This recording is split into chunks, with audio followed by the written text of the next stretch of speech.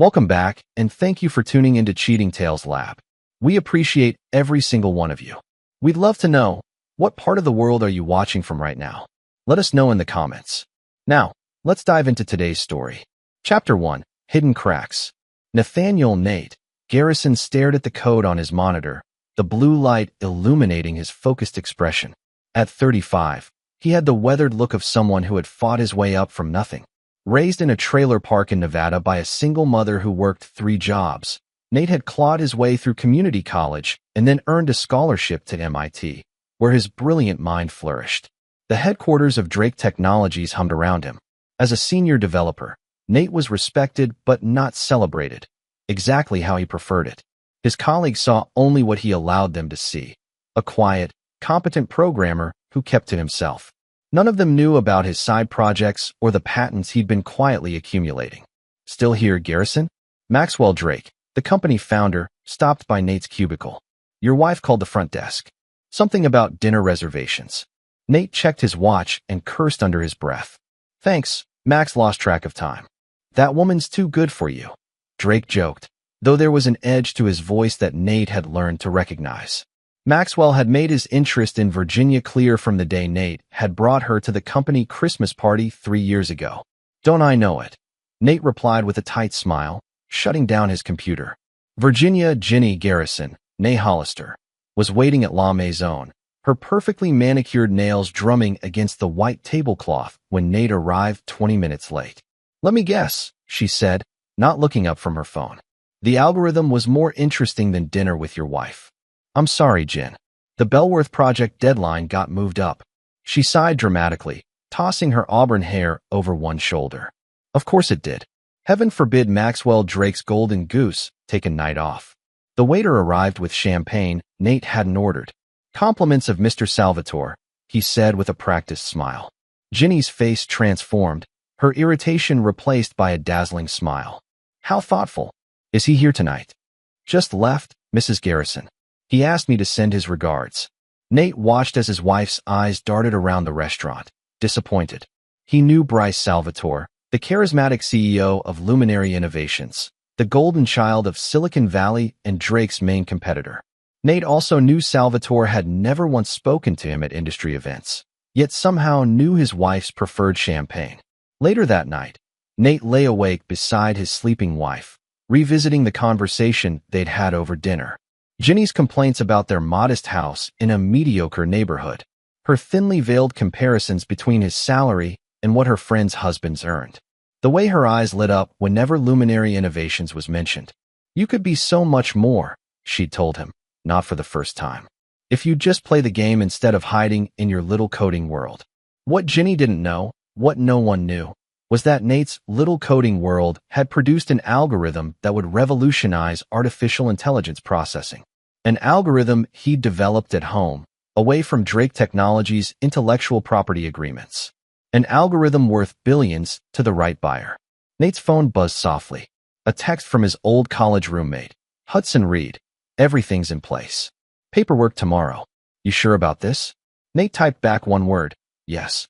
He glanced at his sleeping wife, the woman who'd once believed in him, before she decided his ambitions weren't grand enough, his pace too slow, his background too common.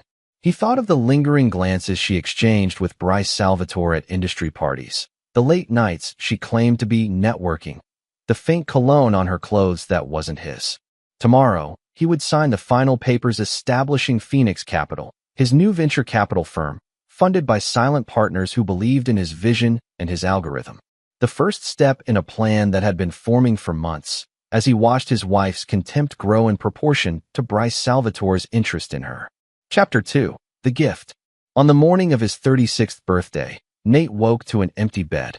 Ginny had left a note on her pillow. Early meeting with Luminary's marketing team. Don't wait up tonight. Happy birthday. Nate crumpled the note, thinking back to his birthday just a year ago. They'd spent the weekend in Napa Valley, Ginny laughing as they stomped grapes at a boutique winery. When had things changed? His phone rang, Hudson calling to wish him happy birthday and to confirm their lunch meeting. The papers are all signed, Hudson reported.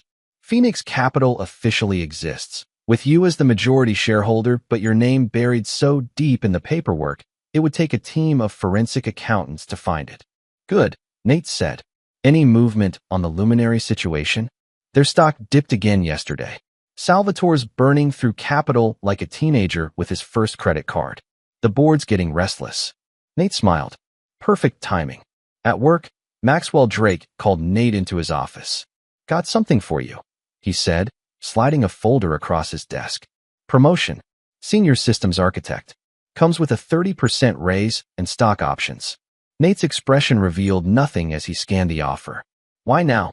Drake leaned back in his leather chair. Let's just say a little bird told me Luminary's been sniffing around you. Can't lose my best developer to those flashy bastards, can I? That evening, Nate came home to find a small wrapped box on the kitchen counter with a card from Ginny. Inside the box was a $10 gift card to Burger King with a note, for the guy who refuses to aim higher. Happy birthday to my underachiever husband. Maybe this matches your ambitions? Nate stared at the gift card, then at his wife's elegant handwriting. The calculated cruelty of it struck him like a physical blow. In 7 years of marriage, he'd never seen this side of her. His phone buzzed with a text from an unknown number. Check her Instagram. Nate found Ginny's profile and saw a new post. A photo of her with Bryce Salvatore at what appeared to be a rooftop bar, champagne glasses raised. The caption read, Celebrating new beginnings with the visionary at Bryce Salvatore. #future is bright #moving up. The comments were filled with congratulations, including one from Bryce. Luminary's lucky to have you joining the team. Here's to working closely together. Nate's hands trembled as he set down his phone. His wife had taken a job with Luminary Innovations without telling him, was openly flaunting her relationship with Salvatore, had deliberately humiliated him on his birthday. He picked up the Burger King gift card again, running his finger along its edge. Then he reached for his phone and dialed Hudson. Move up the timeline, he said without preamble. I want to meet with the board members tomorrow. That night, when Ginny came home smelling of expensive cologne and alcohol, Nate was waiting in the living room, the gift card on the coffee table between them. Enjoy your celebration? He asked quietly. Ginny's expression flickered between surprise and defiance. You saw the post. I did. Congratulations on the new job. When were you planning to tell me? She sank into the armchair across from him, kicking off her heels. I was waiting for the right moment. It all happened so fast. Like our marriage falling apart. Did that happen fast too? Or was I just too blind to see it? Don't be dramatic, Nate. She gestured dismissively. We want different things. You're content in your little cubicle, writing code for someone else's vision. I want more. With Bryce Salvatore. She didn't deny it. Bryce understands ambition. He sees my potential. And this? Nate held up the gift card. What was this supposed to accomplish? Ginny's laugh was cold. Consider it a wake-up call. You could be so much more, Nate, if you weren't so average. Bryce is offering me everything you can't. Excitement, status, a future that matters. I see. Nate pocketed the gift card and stood. Thank you for the clarity. Where are you going? I have a late meeting. On your birthday? With who? Nate paused at the door. Someone who sees my potential. Chapter 3, The Algorithm. Dawn found Nate in Hudson's downtown office. The San Francisco skyline, slowly emerging from darkness outside the floor-to-ceiling windows. They'd been working through the night, preparing for the meeting with Phoenix Capital's investors. Run me through it one more time, Hudson said, rubbing his bloodshot eyes. Nate pointed to the complex diagram on the whiteboard. The Nexus algorithm processes data with 87% greater efficiency than anything currently on the market. It's essentially an artificial neural network that learns and adapts in real time without the computational overhead of traditional systems. And you developed this, when exactly? Over the past 2 years. Nights, weekends. Away from Drake Technologies' equipment and servers. Hudson whistled. And Drake has no idea? None. I kept everything compartmentalized. The patent applications are in process under Phoenix Capital's subsidiary. There was a knock at the door, and Hudson's assistant entered. Ms. Valentina Rothschild has arrived. Nate straightened his tie as Valentina swept in, tall, commanding, with steel-gray hair and a sleek bob and eyes that missed nothing. As the managing partner of Obsidian Ventures, her reputation for ruthlessness was legendary. Mr. Garrison, she said, extending her hand. I've reviewed your proposal and technical documentation. Impressive, if it performs as promised. It exceeds the specifications in the documentation, Nate replied confidently. Valentina took a seat. Cut to the chase. What are you proposing exactly? Nate exchanged a glance with Hudson before responding. A hostile takeover of Luminary Innovations. If Valentina was surprised, she didn't show it. Ambitious. Luminary's market cap is $2.8 billion. And falling, Hudson interjected. They've missed their last 2 quarterly projections. Salvatore's bleeding money on vanity projects with no clear path to profitability. Their board is fracturing, Nate continued. 3 of their 7 directors are already looking for exits. With your backing and our technology, we can acquire controlling interest within 3 months. Valentina's lips curved slightly. And what's your personal stake in this, Mr. Garrison? Business is rarely this personal without motivation. Nate met her gaze steadily. Bryce Salvatore has taken something of mine. I'm simply returning the favor. Your wife. It wasn't a question. When Nate's expression hardened, Valentina actually laughed. Don't look so surprised. I do my homework. Virginia Garrison, née Hollister, recently appointed as Luminary's new marketing director. Quite a coincidence. Will that be a problem? Nate asked. Valentina studied him for a long moment. On the contrary, I find that personal motivation often leads to thorough results. But know this, I don't invest in revenge fantasies. I invest in sound business strategies. If those two happen to align in this case, all the better. For the next hour, they hammered out details. Phoenix Capital, backed by Obsidian Ventures, would begin quietly acquiring Luminary shares through various shell companies. Meanwhile, Nate's Nexus algorithm would be positioned for strategic partnerships that would drive down Luminary's value while enhancing Phoenix's portfolio. As Valentina prepared to leave, she paused at the door. One last thing, Mr. Garrison. When this is over, what exactly do you plan to do with Salvatore? Nate's expression remained neutral. Business is business, Ms. Rothschild. Nothing personal. Her knowing smile indicated she didn't believe him for a second. After she left, Hudson poured 2 glasses of whiskey. You just lied to one of the most dangerous venture capitalists in Silicon Valley. No, Nate corrected, accepting the drink. I just omitted certain operational details. Later that day, Nate resigned from Drake Technologies, citing personal reasons. Maxwell Drake tried to convince him to stay with promises of more money, more responsibility. Nate declined politely but firmly. That evening, when Ginny finally came home, Nate was packing a suitcase. Where are you going? She demanded, watching him fold shirts with military precision. I resigned today. I need some space to figure out my next move. For the first time, Ginny looked unsettled. You quit? Without another job lined up? Because of my gift? Don't be so sensitive, Nate. Not everything is about you, Ginny. He zipped the suitcase. I've been thinking about making a change for a while now. You helped clarify things for me. Where will you go? Hudson has a guest room. I'll stay there until I figure things out. Panic flashed across Ginny's face. We should talk about this. I think you've said everything you needed to say. Nate headed for the door, then turned back. By the way, congratulations again on the Luminary position. I'm sure you and Bryce will work very well together. The look of shock on Ginny's face as he walked out was the first genuine emotion he'd seen from her in months. Chapter 4, Silent Moves. 3 months passed with surgical precision. Nate worked 18-hour days from the offices of Phoenix Capital, now occupying the entire 32nd floor of a sleek downtown high-rise. His personal life was non-existent. His marriage in limbo. Ginny had tried calling, then texting, then showing up at Hudson's apartment, only to discover Nate had moved out weeks earlier. Another block of shares acquired, Hudson announced, entering Nate's corner office with a tablet. That puts us at 22%. Nate nodded, studying the financial projections on his multiple monitors. Salvatore's getting nervous. He called a board meeting yesterday. How do you know that?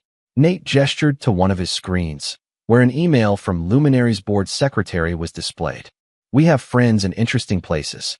Phoenix Capital had been expanding its influence in ways both visible and invisible. Publicly, they were a rising star in venture capital, making strategic investments in promising tech startups. Privately, they were systematically positioning themselves to swallow Luminary Innovations whole. Nate's phone rang, a number he didn't recognize. Mr. Garrison, came a female voice with a slight Russian accent. This is Oksana Petrov, Bryce Salvatore's executive assistant. Nate's eyebrows rose. How can I help you, Ms. Petrov? Mr. Salvatore would like to meet with you. Tomorrow, if possible. May I ask what this is regarding? He believes you, and he might have mutual interests to discuss. Nate's mouth curved into a cold smile. Tell Mr. Salvatore I'd be delighted. Shall we say noon, at Phoenix Capital? After ending the call, Nate summoned his team. Besides Hudson, there was Marielle Santos, their razor-sharp legal counsel, Zachariah Zach Temple, a former Wall Street quant who now handled their financial strategy, and Tamara Washington, their head of operations, and the only person besides Hudson who knew the full scope of Nate's plan. Salvatore's coming here tomorrow, Nate informed them. He's figured out someone's buying up Luminary shares, but he doesn't know it's us yet. What's your play? Tamara asked, her analytical mind already running scenarios. We let him think I'm a potential white knight investor. Someone he can bring in to help stabilize Luminary's position against this mysterious hostile takeover attempt. Marielle frowned. Isn't that dangerously close to securities fraud? Not if I never explicitly agree to anything, Nate countered. I'll listen to his proposal, express interest, and make no commitments. Meanwhile, Zach, I need you to accelerate our acquisition timeline. We're already pushing the limits, Zach warned. If we move too aggressively, the SEC might take notice. Then be creative. We need 30% ownership before their quarterly earnings call next week. After the meeting, Hudson lingered behind. Have you spoken to Ginny lately? Nate's expression hardened. No. What? She came by my place again yesterday. Seemed pretty desperate to find you. Let her be desperate. Nate turned back to his computer. She made her choice. The next day, Bryce Salvatore arrived at Phoenix Capital precisely at noon, exuding the confidence of a man accustomed to getting his way. Tall, with perfectly styled dark hair and a smile that had graced the covers of business magazines, he extended his hand to Nate as if bestowing a favor. Garrison, quite the operation you've built herein. What, 3 months? Impressive. Nate's handshake was firm, his smile neutral. Thank you. Though I've been laying the groundwork for years. That's what I've heard. Your algorithm has people talking. Salvatore glanced around the modern office with appreciation. Maxwell Drake must be kicking himself for letting you slip away. I doubt he's lost much sleep over it. In Nate's conference room, with its stunning view of the bay, they sat across from each other like chess players sizing up their opponent. I'll be direct, Salvatore said, leaning forward. Someone's making a play for Luminary. Buying up shares through a network of shell companies so complex it would make a Russian oligarch proud. Sounds concerning, Nate replied mildly. It is. And I need allies. People who understand the vision of what Luminary is building. Salvatore's smile turned conspiratorial. People like you, with resources and technological innovations that align with our future. What exactly are you proposing? A strategic partnership. Your Nexus algorithm integrated with our platforms, plus a significant capital investment from Phoenix. In return, you get a seat on our board and preferential licensing terms. Nate appeared to consider this. An interesting proposition. Though I have to wonder why you'd approach me specifically. Salvatore's smile never wavered, but something calculating entered his eyes. Your reputation precedes you. A brilliant mind with sudden access to substantial capital. Plus, we have a mutual connection who speaks highly of your potential. Ginny, Nate said flatly. Virginia has been a tremendous asset to our team. Her insight into competitive positioning is remarkable. Salvatore paused, watching Nate carefully. She mentioned you two were going through a transitional period. Did she now? These things happen. People grow apart. Seek different paths. Salvatore spread his hands in a gesture of false sympathy. Business shouldn't suffer because of personal complications. Nate allowed a thin smile. I couldn't agree more. Which is why I'll need time to consider your proposal carefully. Due diligence, you understand. Of course. Salvatore stood. But don't take too long. Our mysterious buyer isn't waiting. After Salvatore left, Tamara entered the conference room. You didn't tell him. That would spoil the surprise, Nate replied, turning to the window. How long until we reach 30%? With the trades Zach has queued up? Tomorrow afternoon. Good. And the board members we've approached. Palmer and Richardson are on board. That gives us 2 seats already, plus our 30% voting block. Nate nodded, watching Salvatore's sleek car pull away from the building below. Schedule the meeting for Monday morning, after their earnings call. It's time Bryce Salvatore learned who he's really dealing with. That evening, as Nate worked late in his office, his private elevator chimed. Only 5 people had access codes, and it was well past business hours. He looked up as the doors opened to reveal Ginny, looking both determined and uncertain. "How did you get access to my elevator?" he asked calmly. "Hudson. I told him it was an emergency." She stepped into his office, taking in the expansive space with obvious surprise. "This is not what I expected." "What did you expect?" "I don't know. When you said you quit to figure things out, I pictured you soul-searching on some beach, not." She gestured at the obvious trappings of power surrounding them. "Sorry to disappoint." Nate leaned back in his chair. "What do you want, Ginny?" She moved closer, perching on the edge of his desk. "You met with Bryce today." "I did. He wouldn't tell me what you discussed." "Probably because it's confidential business between Phoenix Capital and Luminary Innovations." Ginny studied him, really looked at him, perhaps for the first time in years. "Who are you?" "This company, this office. None of this existed 3 months ago. Perhaps you never really knew me." Nate closed his laptop. "Or perhaps you were too busy looking elsewhere to notice what was right in front of you." "Is this about Bryce and me?" "Because it's not what you think."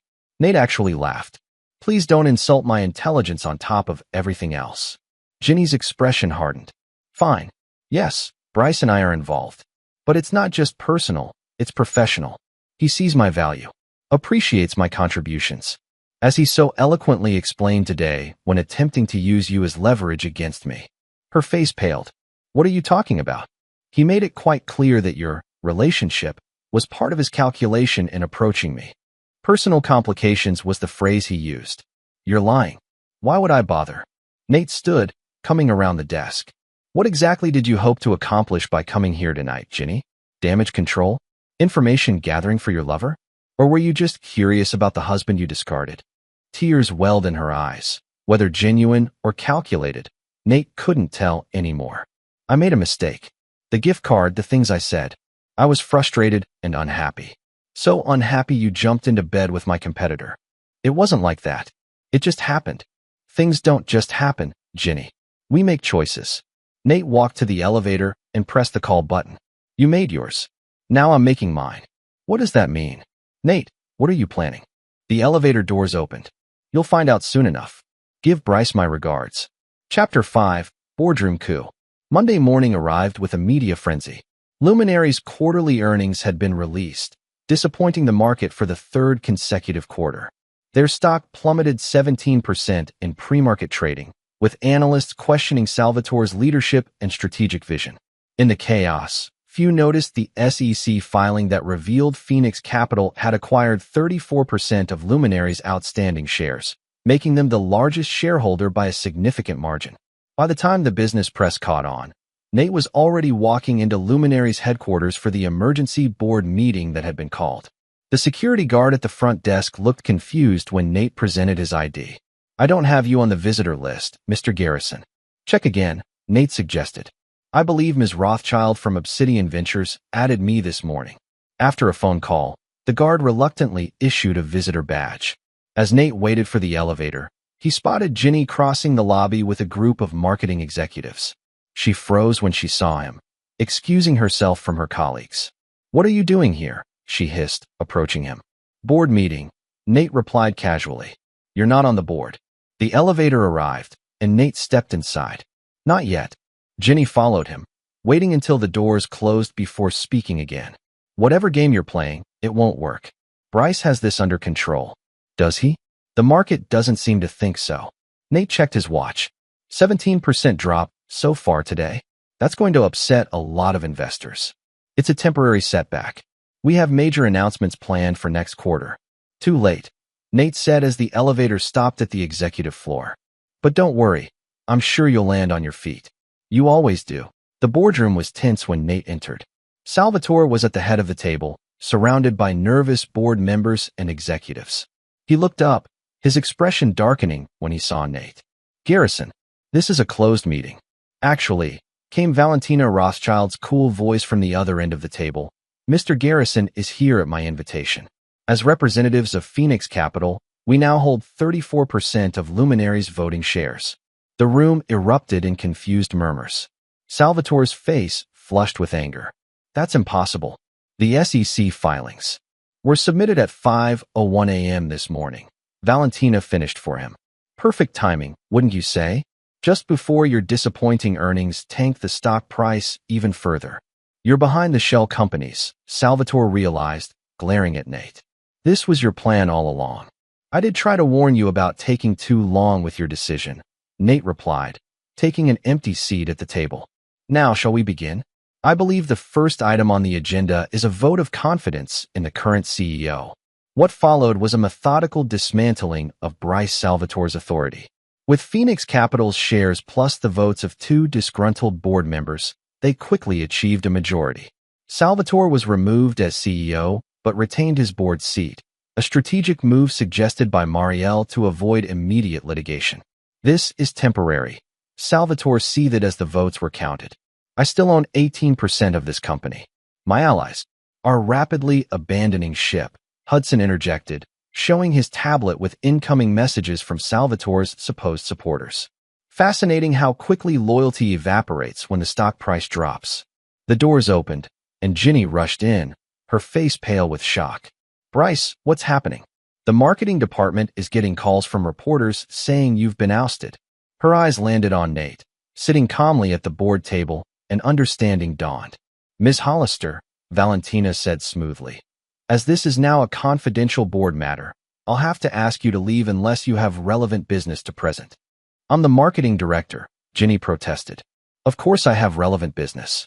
Actually, Nate corrected gently, you're the former marketing director. The board has voted to restructure the executive team, effective immediately. Ginny stared at him in disbelief. You can't do this. We just did. Nate nodded to security, who had been summoned discreetly. Please escort Ms. Hollister to HR to process her exit paperwork. As Ginny was led away, her shock turning to fury, Salvatore leaned across the table toward Nate. This isn't over.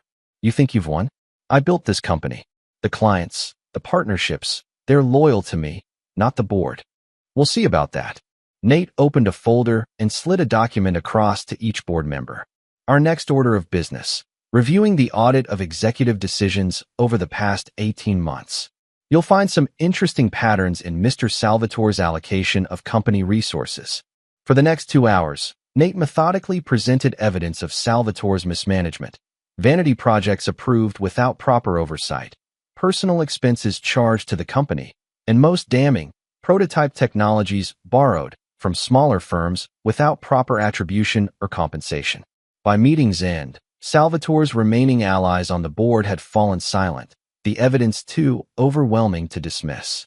A temporary CEO was appointed, not Nate, but a respected industry veteran who had been waiting in the wings at Phoenix's suggestion. As the meeting adjourned, Salvatore cornered Nate in the hallway. You think you're so clever, turning my board against me, taking my company, firing Ginny. But you have no idea who you're dealing with. On the contrary, Nate replied quietly. I know exactly who I'm dealing with. A man who takes what isn't his and calls it ambition. This is about Ginny. Salvatore laughed incredulously. You did all this because I slept with your wife. No, I did all this because you're a mediocre businessman masquerading as a visionary, bleeding a good company dry with your ego. Ginny was just a bonus. Nate stepped closer, his voice dropping. But since you brought her up, yes, I do take exception to men who poach other men's wives as trophies. She came to me, Salvatore hissed, begged me to rescue her from her dead-end marriage to a nobody. Nate's smile was cold. And yet here we are. You, removed from the company you built. Her, unemployed and humiliated. And me, the nobody, now controlling it all. Salvatore's expression darkened dangerously. You've made 2 powerful enemies today, Garrison. This isn't over. Actually, it is. Nate checked his watch. Security should be clearing out your office as we speak. I'd hate for you to miss saying goodbye to your Rothko. Chapter 6. Countermoves. The headlines the next day were brutal. Luminary CEO ousted in boardroom coup, Salvatore out. Stock rebounds on news of new leadership, Phoenix Capital. Silicon Valley's new kingmaker. Nate read them from his new temporary office at Luminary. Not the CEO's suite, but a modest space near the boardroom, where he could monitor the transition while maintaining his position at Phoenix Capital. His phone hadn't stopped ringing since the news broke. Former colleagues, potential investors, journalists seeking exclusive interviews. He ignored them all, focusing instead on stabilizing Luminary's operations and integrating his Nexus algorithm into their existing technologies. What he couldn't ignore was the formal notice from Ginny's lawyer, delivered by courier that afternoon. She was filing for divorce and seeking 50% of his recently acquired assets, citing her substantial contribution to his career advancement. Hudson whistled when Nate showed him the filing. She's got nerve, I'll give her that. She's desperate, Nate corrected. And she's being advised by Salvatore. How do you know? The law firm, Preston and Willis. They represent Salvatore in all his personal matters. Hudson frowned. This could get messy, Nate, if she starts digging into how quickly Phoenix Capital came together. Let her dig. Everything we did was legal, if aggressive. Nate set the papers aside. Besides, I've been preparing for this contingency. Later that evening, Nate returned to the house he'd shared with Ginny, the modest home she'd complained about so often. He found her in the kitchen, a glass of wine in hand, looking both surprised and wary at his appearance. Come to gloat, she asked, taking a sip. Just picking up some things. Nate set his briefcase on the counter and began gathering mail addressed to him. Your precious algorithm, Ginny said suddenly. That's what this was all about, wasn't it? You had it all along, even when I was belittling you for your lack of ambition. Among other things. Why didn't you tell me? We could have built something together. Nate looked at her incredulously. Would that have mattered to you 3 months ago? Or would you still have been seduced by Salvatore's flash and empty promises? You never gave me the chance to choose. That's where you're wrong, Ginny. You made your choice every day for the past year. Every time you compared me unfavorably to men like Salvatore. Every time you stayed late at networking events and came home smelling like his cologne. Nate's voice remained calm, but his eyes were cold. The gift card was just the final confirmation of what I already knew. Ginny's expression hardened. Fine. You want to play the wronged husband? Good luck with that in court. I have witnesses who'll testify to your controlling behavior, your obsession with work, your emotional neglect. Witnesses like Salvatore? I'm sure the judge will find him completely credible. Nate opened his briefcase and removed a folder. Before you proceed with this litigation strategy, you might want to review our prenuptial agreement. We don't have a prenup. I would remember signing something like that. Actually, we do. Nate slid the document across to her. Signed the day before our wedding, along with all those other documents for the house purchase. You were so excited about the ceremony, you barely glanced at what you were signing. Ginny flipped through the papers, her face draining of color as she found her own signature on the final page. This can't be legal. It's been reviewed by 3 separate law firms. In case of infidelity by either party, proven with evidence, the unfaithful spouse forfeits all claims to marital assets acquired after the infidelity began. What evidence? Ginny demanded. Nate placed a USB drive on the counter. Hotel receipts, text messages, photographs taken by a very discreet private investigator. Enough to satisfy the terms of the agreement. You've been planning this for months, she whispered, realization dawning. Before the gift card.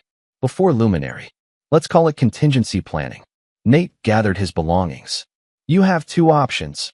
Contest this in a very public, very messy court battle that will drag both your name and Salvatore's through the mud. Or accept a reasonable settlement. This house, your personal accounts, and a clean break. You bastard. I learned from the best. Nate headed for the door, then paused. Oh, and Ginny? You might want to ask Bryce about Natalia before you hitch your wagon too firmly to his star. Who's Natalia? His wife. Currently living in their Milan apartment with their twin daughters. Nate smiled at Ginny's shocked expression. What? He didn't mention them. How inconsiderate of him. The next morning, Nate arrived at Luminary to find chaos. Overnight, the company's servers had been hit with a sophisticated cyber attack, compromising client data and temporarily disabling their cloud services. Simultaneously, 3 major clients had announced they were reviewing their contracts in light of the leadership changes. It's Salvatore, the interim CEO, Leonard Walsh, declared as they gathered in the emergency response room. He's calling in favors, pressuring clients to jump ship. And the cyber attack? Nate asked. The head of IT, a nervous man named Preston, shook his head. Too sophisticated for an inside job. This was professional. Hired guns, Hudson muttered. Focus on containment, Nate instructed. Reach out personally to every affected client. Full transparency about what happened and our response. As they worked through the crisis, Nate received a text from an unknown number. You take from me, I take from you. This is just the beginning. B. Nate showed it to Hudson, who whistled. He's not even trying to be subtle. Good. The more erratic he becomes, the easier he'll be to handle. Nate pocketed his phone. Have Marielle prepare injunction paperwork. When he makes his next move, I want to be ready. That move came sooner than expected. By afternoon, business news channels were reporting that Bryce Salvatore was launching a new venture, Ascendant Technologies, and had somehow secured $150 million in funding despite his recent ouster. More concerning, he'd apparently poached 12 key engineers from Luminary overnight, including the lead architect of their flagship product. How did he manage that? Walsh demanded. Those employees had non-competes. Money talks, Hudson replied grimly. And Salvatore knows where all the bodies are buried at Luminary. He probably had leverage on half those engineers. Nate remained calm, thinking several moves ahead. This works in our favor. Salvatore's showing his hand too early, operating on emotion rather than strategy. How is losing our core engineering team in our favor? Walsh asked incredulously. Because now we have clear evidence of tortious interference and violation of fiduciary duty. Nate nodded to Marielle, who was already making notes. File everything. The cyber attack, the client pressure, the employee poaching. Build the case methodically. And in the meantime? Hudson asked. Nate's expression was resolute. In the meantime, we accelerate the integration of Nexus. If Salvatore wants a war, let's make sure we have the superior weaponry. Later that night, as Nate worked alone in his office at Phoenix Capital, the elevator chimed. He looked up, expecting Hudson or Tamara, but instead found Bryce Salvatore striding in, looking both angry and strangely triumphant. Bold move, coming here unannounced, Nate remarked, not rising from his desk. I thought we should talk man to man. Salvatore helped himself to a seat. You've impressed me, Garrison. I underestimated you. A common mistake. Indeed. So now we're at an impasse. You've taken my company. I'm building a new one designed specifically to destroy what you've taken. Salvatore leaned forward. Or we could come to an arrangement. What kind of arrangement? A truce. You return control of Luminary to me through a negotiated board settlement. I bring my new funding and team back into the fold. We integrate your algorithm and become the dominant force in the industry. Salvatore spread his hands. We both win. Nate studied him thoughtfully. And Ginny. Salvatore's smile was cold. A casualty of war, I'm afraid. Useful for a time, but ultimately, expendable. She served her purpose, which was getting close to you, learning your habits, your patterns. She was feeding me information for months before things became personal. Nate absorbed this without visible reaction, though inside, something hardened further. So your proposition is essentially that I hand back what I've rightfully acquired, in exchange for a partnership with a man who used my wife to spy on me, then discarded her when convenient. When you put it that way, it sounds rather one-sided. Salvatore laughed. But consider the alternative. A prolonged, destructive corporate war that will damage both of us. And don't think I haven't noticed your vulnerability, which is, your precious algorithm depends on processing efficiency. But Ascendant now has the engineers who built Luminary's infrastructure, the very infrastructure you're trying to integrate with. They know all the weaknesses, the shortcuts, the places where your system will fail. Nate allowed himself a small smile. You really should have done more due diligence on those engineers before poaching them. Salvatore's confidence wavered slightly. What do you mean? 3 of your new hires were already working with us. The other 9 have serious vulnerabilities in their personal and professional histories that made them susceptible to pressure. Nate opened his laptop, turning it to show surveillance photos of the engineers meeting covertly with Tamara. You were so focused on hurting me that you didn't bother to verify their loyalty to you. For the first time, Salvatore looked uncertain. You're bluffing. Am I? Nate closed the laptop. Tomorrow morning, you'll receive evidence of the cyber attack being traced back to contractors hired through intermediaries connected to you. Simultaneously, the engineers you poached will discover their access to Ascendant's systems revoked, their signing bonuses returned, and their employment terminated. You can't do that. I already have. The only question is what happens next. Nate leaned forward. Here's my counteroffer. Walk away. Retire quietly with the considerable fortune you've already amassed. Sign a non-compete agreement that keeps you out of tech for 5 years. In return, I don't pursue criminal charges for corporate espionage, tortious interference, and cybercrimes. Salvatore's face flushed with rage. You think you can threaten me? I built Luminary from nothing. I have connections you can't imagine. People who owe me favors. Had. Nate corrected calmly. Past tense. Your stock is falling, Bryce, in every sense of the word. Those connections are distancing themselves as we speak. The favors are drying up. By this time tomorrow, you'll be toxic in Silicon Valley. Salvatore stood, trembling with fury. This isn't over, Garrison. Actually, it is. But you haven't realized it yet. Nate pressed a button on his desk phone. Security will escort you out. Do consider my offer carefully. It expires at 9 a.m. tomorrow. Chapter 7. Scorched Earth. The next 48 hours unfolded exactly as Nate had predicted. The cyber attack was traced to mercenary hackers paid through a complex chain of shell companies that ultimately led back to Bryce Salvatore. The poached engineers found themselves suddenly unemployed, their reputations tarnished. Ascendant Technologies' funding mysteriously evaporated, leaving Salvatore scrambling to meet payroll. Yet Salvatore didn't take Nate's offer. Instead, he launched a Scorched Earth campaign, giving inflammatory interviews to tech blogs, filing frivolous lawsuits, and spreading rumors about Phoenix Capital's allegedly questionable funding sources. Ginny, meanwhile, had aligned herself fully with Salvatore's counterattack.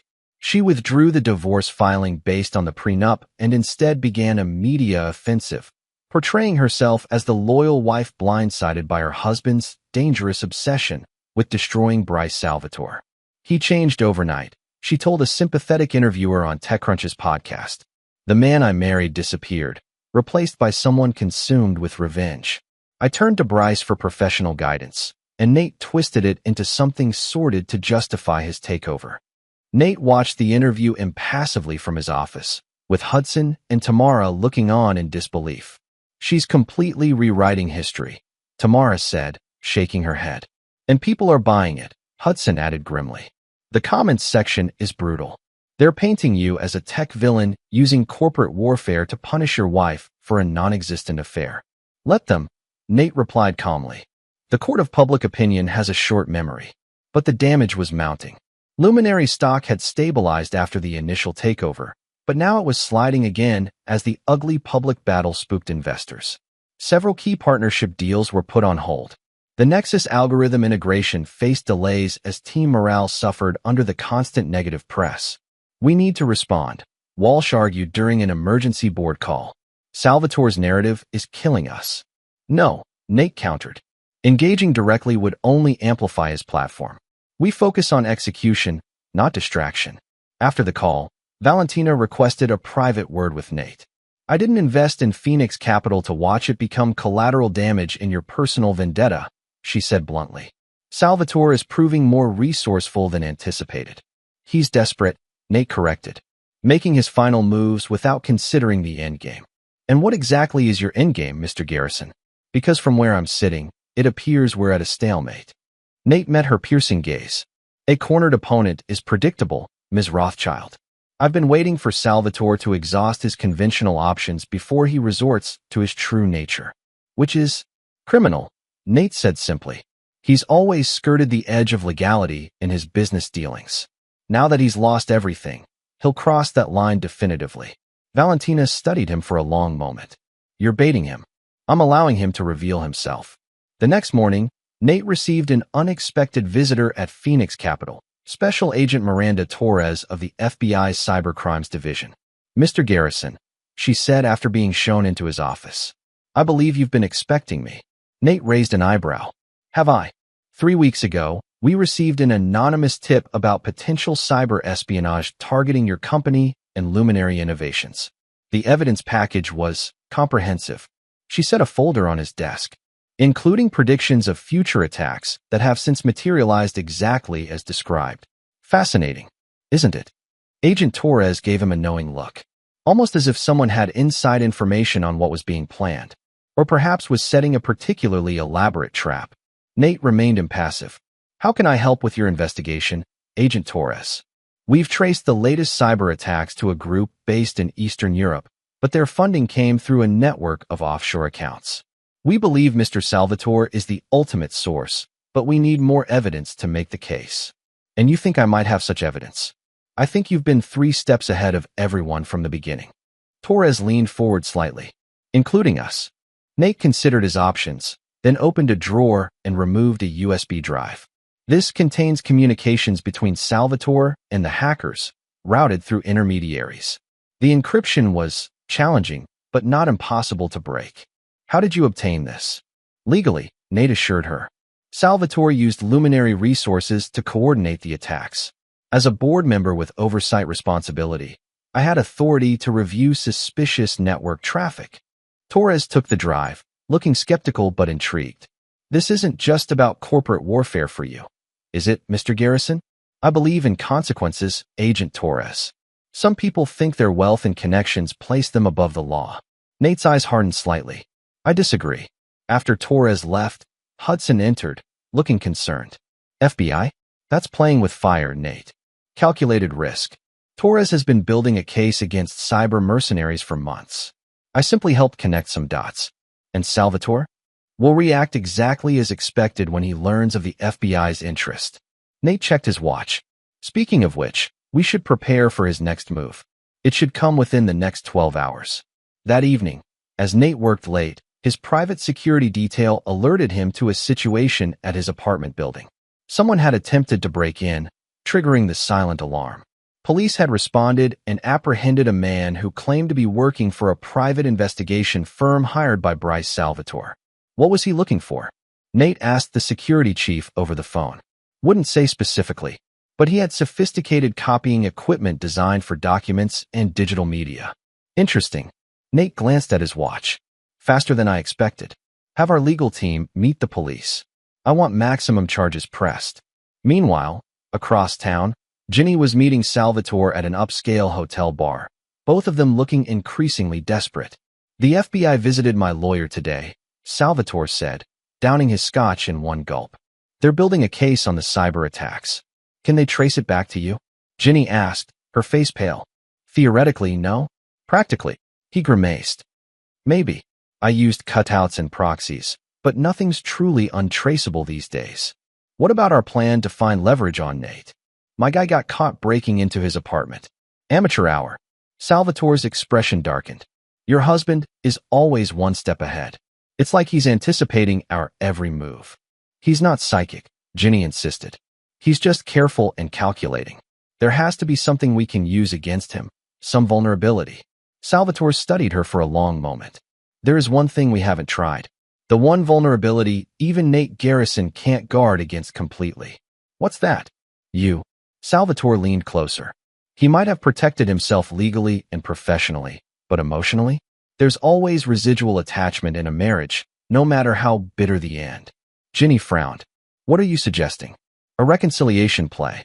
You go to him, contrite and vulnerable. Tell him you've seen through me, that I manipulated you. Play to his ego. Say you're in awe of what he's built, that you regret not believing in him. Salvatore's smile was cold. Get back into his life, his home, his confidence. Find what we need to destroy him from the inside. Ginny hesitated, something like doubt crossing her face. I don't know, Bryce. Nate's not easily fooled. He's still a man, and men have weaknesses. Salvatore grabbed her wrist, squeezing too tightly. Unless you're having second thoughts about us. No, of course not. She pulled her hand away, rubbing her wrist. I'll do it. But I need time to make it convincing. Time is the one thing we don't have. The FBI is closing in, investors are abandoning me, and your husband is systematically dismantling everything I've built. Salvatore's expression hardened. You go to him tomorrow. Tonight, we prepare your strategy. Unknown to them, their entire conversation was being recorded by a waitress who placed fresh drinks on their table. A waitress who worked for Tamara Washington rather than the hotel. Chapter 8. The Final Play. The following morning, Nate convened his inner circle at Phoenix Capital, Hudson, Tamara, Marielle, and Zach.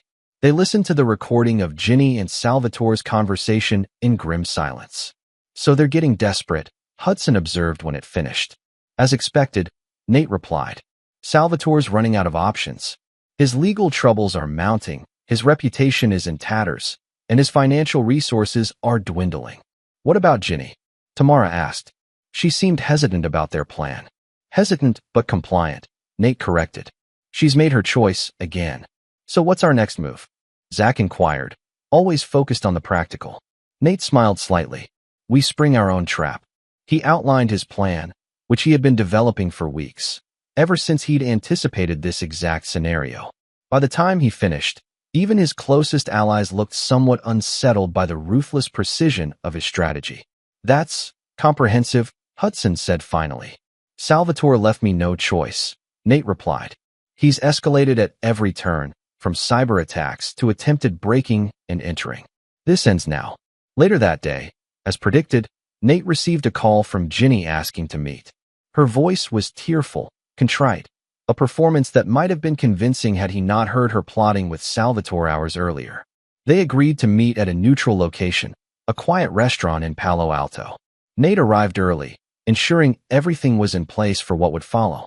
Ginny arrived looking appropriately distressed, designer clothes slightly rumpled, makeup subtle enough to highlight rather than hide her reddened eyes. She'd always been skilled at managing her appearance to create exactly the impression she wanted. Thank you for meeting me, she said softly as she sat across from him. You said it was important. Nate's tone was neutral, revealing nothing. It is. She took a deep breath. I've made a terrible mistake, Nate. With everything. Bryce, he's not who I thought he was. The things he's been doing, the person he's becoming since you took control of Luminary, it's frightening. In what way? He's obsessed with destroying you. It's all he talks about, all he thinks about. She reached across the table, attempting to take his hand. Nate subtly moved his hand away, ostensibly to adjust his napkin. I realized I was just a pawn to him, a way to get at you. And that bothers you now? It didn't seem to when you were giving him that $10 gift card. Ginny winced. I deserve that. I was cruel and thoughtless. But Nate, I never expected any of this. The company, the takeover. Who are you? Where did all this come from? I've always been exactly who I am, Ginny. You just chose not to see it. Well, I see you now. Her expression turned admiring. What you've built, what you've accomplished, it's extraordinary. I was blind not to recognize your potential. What exactly do you want from this conversation? She took another deep breath. A second chance. Not immediately. I know too much has happened. But the chance to show you I've changed, that I understand my mistakes. She lowered her voice. Bryce is dangerous, Nate. He's planning things, desperate things. I could help you, warn you. We could work together, like we should have from the beginning. Nate studied her for a long moment, his expression unreadable. Then he reached into his jacket and pulled out a small device, placing it on the table between them. Do you know what this is? Ginny looked confused. Some kind of recorder? It's a signal jammer. It prevents anyone from listening in on our conversation right now. Nate leaned forward. Which means I can speak frankly. You're working with Salvatore to get close to me, find dirt or leverage, and help him destroy me. Her face paled, but she recovered quickly. That's absurd. I came here because Salvatore is desperate and you're running out of options. Nate's voice remained calm. I know about your meeting last night. About how he squeezed your wrist too hard when you hesitated. About the entire plan you formulated to infiltrate my life again. Ginny's mask crumpled, replaced by cold calculation. You had us followed. I had you monitored, yes. Just as I've had Salvatore monitored since the day I took Luminary from him. Why go through with this meeting then? Why not just ignore me? Because it's time to end this, Ginny. All of it. Nate placed a folder on the table. These are the terms of your surrender. She tensed. My what? In this folder is evidence of your complicity in Salvatore's schemes, the cyber attacks, the corporate espionage, the attempted break-in at my apartment. Not enough to send you to prison, perhaps, but more than enough to destroy any chance you have of a future in this industry. You're bluffing. Am I? Nate opened the folder, showing her photographs, transcripts, bank records. You've been careless, Ginny. Or perhaps Salvatore has. Either way, the trail leads back to both of you. Her face hardened. What do you want? Your complete disassociation from Salvatore, effective immediately. a public statement retracting your claims about our marriage, and your signature on the divorce papers I've had prepared, which grant you exactly what I offered before: the house, your personal accounts, nothing more. And if I refuse, then tomorrow morning, this evidence goes to the FBI, the SEC, and every major tech publication. Nate's voice remained conversational, but his eyes were steel. Your choice, Ginny. A comfortable if diminished life, or potential federal charges alongside Salvatore. She stared at him, searching for any sign of bluff or weakness. Finding none, her shoulders slumped slightly. You really did have it all planned from the beginning, didn't you? Even before the gift card. You were just waiting for an excuse. No, I was waiting to see if you were still the woman I married. Nate closed the folder. You made your choice clear long before the gift card, Ginny. That was just your final mistake. And Bryce? What happens to him? That depends entirely on his next move. Nate checked his watch, which should be happening right about now. Across town, Bryce Salvatore was being led out of his luxury condo in handcuffs, FBI agents, including Agent Torres, surrounding him as reporters gathered on the street below. Bryce Salvatore, Torres announced for the benefit of the cameras, you're under arrest for conspiracy to commit computer fraud, corporate espionage, and interstate transmission of threats. You have the right to remain silent. The evidence package Agent Torres had received that morning was comprehensive. Emails, financial transfers, recorded conversations, and testimony from the hackers themselves, who had chosen to cooperate rather than face lengthy prison sentences. Back at the restaurant, Nate showed Ginny the live stream of Salvatore's arrest on his phone. Her face drained of color as she realized the full extent of her miscalculation. You set him up. He set himself up, Nate corrected. I simply made sure his actions had consequences. Ginny stared at him as if seeing him for the first time. Who are you? I told you before. I'm exactly who I've always been. Nate placed a pen on the table beside the folder. Your decision, Ginny. Salvatore's path, or a clean break. She picked up the pen with trembling fingers. I never stood a chance, did I? You had every chance. Every day of our marriage was a chance to see me for who I was, to be a true partner rather than someone looking for the next opportunity. Nate's voice carried no anger now, only finality. But we can't rewrite the past. We can only decide what happens next. Ginny signed the papers, her signature shaky but legible. As she did, something small fell from her purse, the $10 Burger King gift card, somehow preserved through everything that had happened. Nate picked it up, a slight smile touching his lips. Keep it, he said, placing it back in front of her, as a reminder that the price of betrayal is always higher than it seems. Chapter 9, Aftermath. 6 months later, Nathaniel Garrison stood at the windows of his office at Phoenix Capital, watching the San Francisco skyline glitter in the evening light. The view had changed little, but everything else had transformed. Luminary Innovations, under the leadership of Leonard Walsh with Nate's guidance, had not only recovered but thrived. The Nexus algorithm had revolutionized their core products, making them industry leaders in AI efficiency. Their stock had tripled since Salvatore's arrest, and the company culture had evolved from cutthroat competition to collaborative innovation.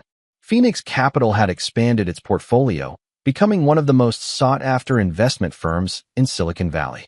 Nate had developed a reputation for funding not just profitable ventures, but meaningful ones, technologies that solved real problems rather than chasing trends. Hudson entered without knocking, as had become his custom.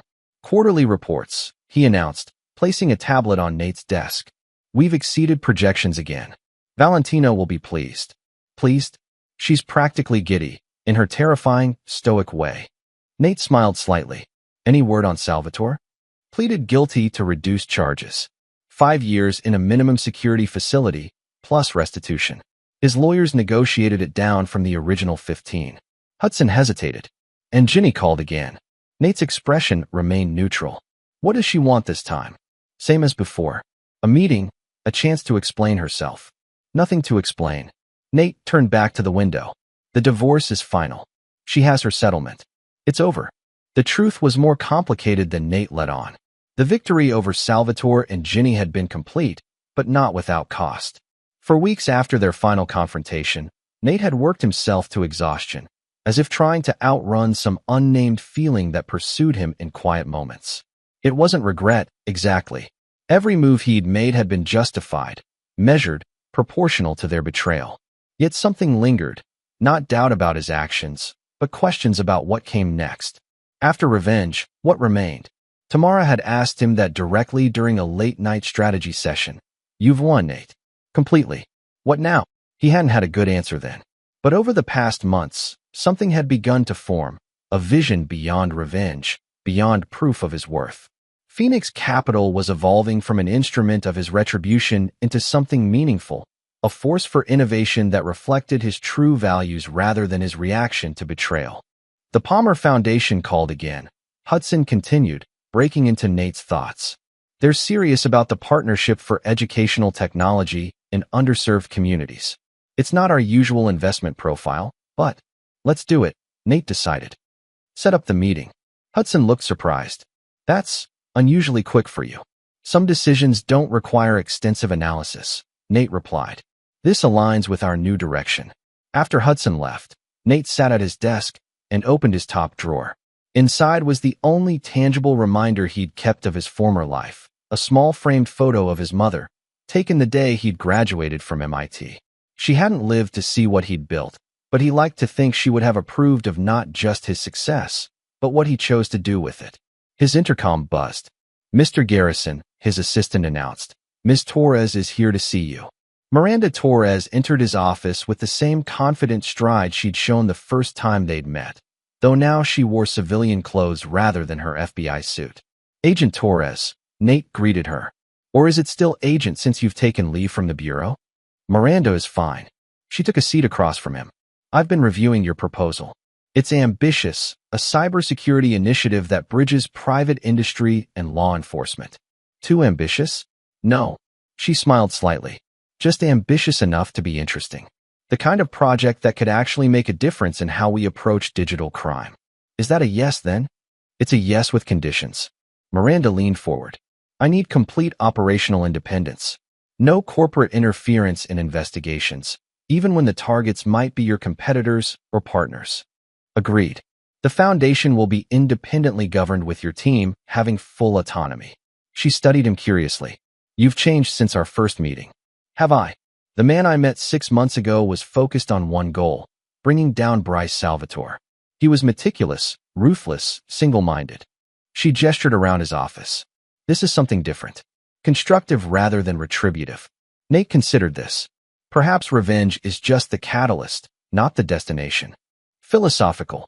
Miranda stood. I'll have my team review the final documents, but pending that, we have a deal. After she left, Nate returned to the window, watching the city lights brighten as dusk deepened into night. His phone buzzed with a text from Valentina.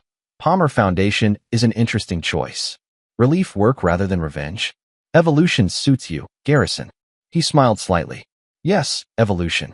From the trailer park to MIT. From overlooked engineer to Silicon Valley power player. From a man defined by what had been done to him to a man defined by what he would build next. His phone buzzed again. An alert from security downstairs. A visitor had arrived. One not on his calendar, but whose name was familiar. Maxwell Drake, his former boss. Send him up, Nate instructed security.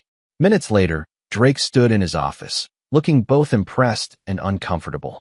Garrison, quite a setup you've built here. What can I do for you, Max?